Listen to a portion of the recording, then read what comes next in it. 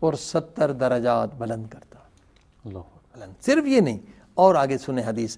امام فرماتے ہیں اگر بے قصور معافی مانگنے کے لیے جا رہا ہے تو ایک قدم اٹھانے پر اسے 70 مقبول حجوں کا ثواب ملے گا. الگ شان ہے اس کی. دیکھیے ہمارے انگلینڈ سے اگر کوئی حج پہ جائے تو آج 3000 پاؤنڈ یعنی 3.5 لاکھ کا خرچہ ہے.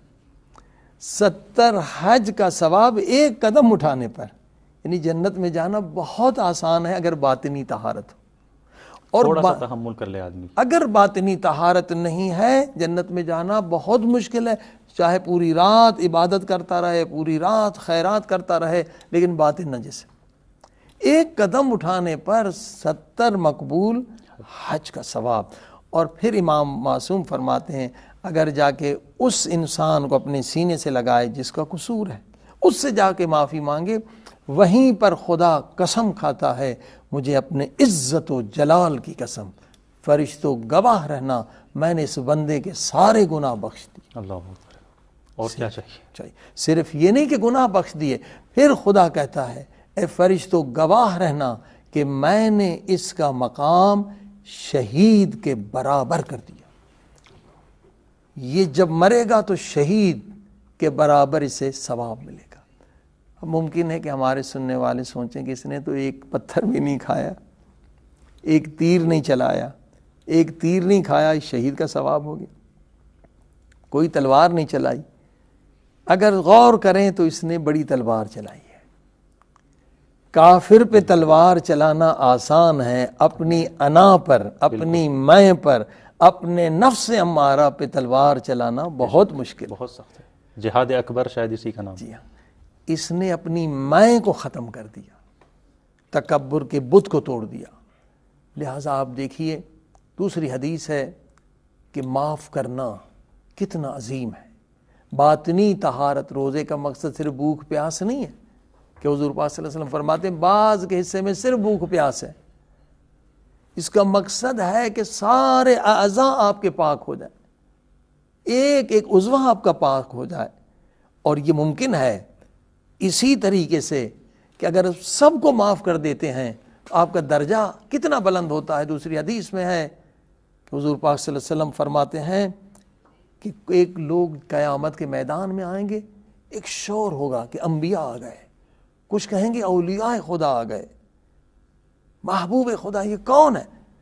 ایسے ان کے نورانی چہرے ہوں گے، ایسا لباس ہوگا، سب حیران ہو کے دیکھیں گے. آواز خدا کی طرف سے آئے گی اے میرے محبوبو تم بغیر حساب کے جنت میں چلے جاؤ. لوگ اور حیران کے یہاں پر شہداء کھڑے ہیں حساب دے رہے ہیں. شہید کا بھی حساب اگر کسی کا حق اس نے ادا نہیں کیا وہاں بہرحال حساب ہے. حقوق الناس. عابد کھڑے ہیں، زاہد کھڑے، عالم کھڑے، یہ بغیر حساب کے جا رہے ہیں. یہ آخر کون لوگ ہیں؟ یہ کون ہے؟ کہا انبیاء ہیں، کہا نہیں. امام ہے، کہا نہیں. یہ کون ہے؟ جب جنت کے دروازے پر پہنچیں گے تو فرشتے حیران ہو کر پوچھیں گے تم کون ہو؟ عابد، زاہد، علماء سب کھڑے ہیں.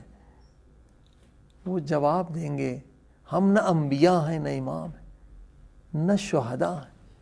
کس عمل کی بدولت تمہیں خدا نے یہ عظیم مرتبہ عطا کیا؟ کہا صرف ایک عمل. پوری زندگی ہماری گزر گئی، کسی نے گالی دی، کسی نے تہمت لگائی، کسی نے خلاف پروپیگنڈا کیا، کسی نے بزنس میں نقصان، کسی نے بیٹی کو طلاق دلا دیا، لیکن ہم نے اپنی ذات کی وجہ سے کسی سے نفرت نہیں کی. یہ ہنر تھا ہمارا. نفرت کی تو خدا کی وجہ سے، نفرت کی تو خدا کے رسول کی وجہ سے یا پاک معصومین کی وجہ سے. یہ اس کا صلہ ہے. اور افضل ترین عبادت، آسان ترین عبادت اس مہینے میں یہی ہے کہ ہم باطنی طہارت حاصل کر لیں. پورے رمضان کی راتیں بھی اگر ہم جاگتے رہیں اور کسی مومن سے دل میں بغض ہے، اس عبادت کا فائدہ نہیں ملے گا. کہ خدا متقین کے عمل کو قبول کرتا ہے. جس انسان کا باطن شیطانی ہے، جس کی باطنی شکل شیطان جیسی ہے، حیوان سے بدتر ہے. شیطان نے کوئی کم عبادتیں کی تھی؟ شیطان جتنی عبادت تو ہم کر نہیں سکتے. بالکل نہیں. 6000 سال کہتے ہیں. 6000 سال کی عبادت جب برباد ہو گئی تو ہم کتنی عبادتیں کریں گے؟ یہ سب سے آسان عبادت ہے اور سب سے عظیم عبادت ہے ماہ مبارک رمضان میں کہ ہم دل کو صاف کر دیں. وقت کیونکہ کم ہے جی تقریباً 1 منٹ ہے ہمارے پاس. ہم کتنا وقت ایک منٹ. 1 منٹ میں ہم کوشش کر رہے ہیں جبکہ ناممکن ہے کہ مکمل بحث کر سکیں کہ جسمانی طور پر کیا نقصان ہوتا ہے. آج سائیکالوجی اور سائنس اور میڈیکلی ثابت ہو چکا ہے کہ جو انسان معاف نہیں کرتا ہے، کسی سے بغض رکھتا ہے، دوسرے سے زیادہ اس کو نقصان ہوتا ہے. میں صرف اشارہ کر دوں، سائیکالوجی میں ایک حالت ہوتی ہے فائٹ اور فلائٹ، ایک موڈ ہوتا ہے، تفصیل میں چلے جائیں گے تو وقت نہیں ہے. صرف اس کا میں خلاصہ یوں بتا دوں کہ فائٹ فلائٹ موڈ میں بہت سارے انسان چلے جاتے ہیں، اور یہ کیا ہے اس کے لیے لمبی تفصیل کی ضرورت ہے. اس میں جو انسان بغض رکھتا ہے جس انسان سے، وہ اس فائٹ فلائٹ موڈ میں چلا جاتا ہے. تو جب فائٹ فلائٹ موڈ میں جائیں گے تو آپ کے دماغ سے، برین سے کئی خطرناک ہارمونز نکلیں گے، اور یہ خطرناک طریقہ ہارمونز ہیں. آپ کے جگر کو جلائیں گے، آپ کے دل کو نقصان پہنچائیں گے، آپ کے گردوں کو نقصان پہنچائیں گے، آپ کے نروس سسٹم، جتنے نظام چل رہے ہیں سب کو یہ برباد سب کر متاثر ہوگا اس سے. اور کینسر کا سب سے بڑا سبب یہی ہارمونز ہیں. یہ اسٹریس ہارمونز کہلاتے ہیں، مختلف ان کے نام ہیں کہ وقت ہو تو ہم بتائیں کہ یہ کتنے خطرناک ہیں. اور عام مثال بتا دوں کہ جس سے بھی آپ بغض رکھتے ہیں نا، اگر آپ نے اسے معاف نہیں کیا، اس کا نقصان نہیں ہے، آپ کا نقصان ہے. کیوں؟ جب بھی آپ اس کے بارے میں سوچیں گے تو یہ آپ کے دماغ میں ایک کانٹا ہے جو چبھے گا. بالکل.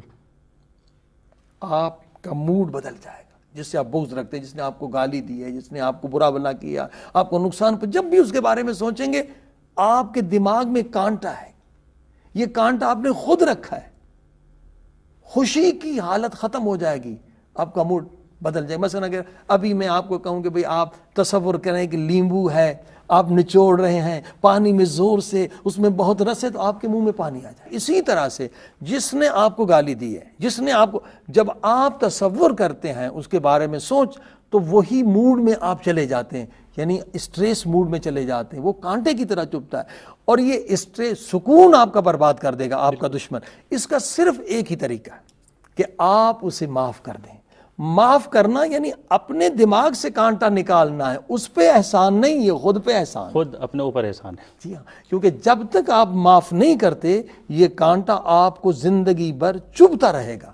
ادھر سے باطنی شکل آپ کی خنزیر سے بدتر، اور ادھر سائیکولوجیکلی آپ خود ہم متاثر خود متاثر ہوں گے، جسمانی طور پر آپ بیمار ہوں گے. آپ دیکھیں اسی لیے جو ہیلتھ ہے، جو لمبی عمریں ہیں، اس کا تعلق صرف باڈی سے نہیں ہے، دماغ سوچ سے ہے.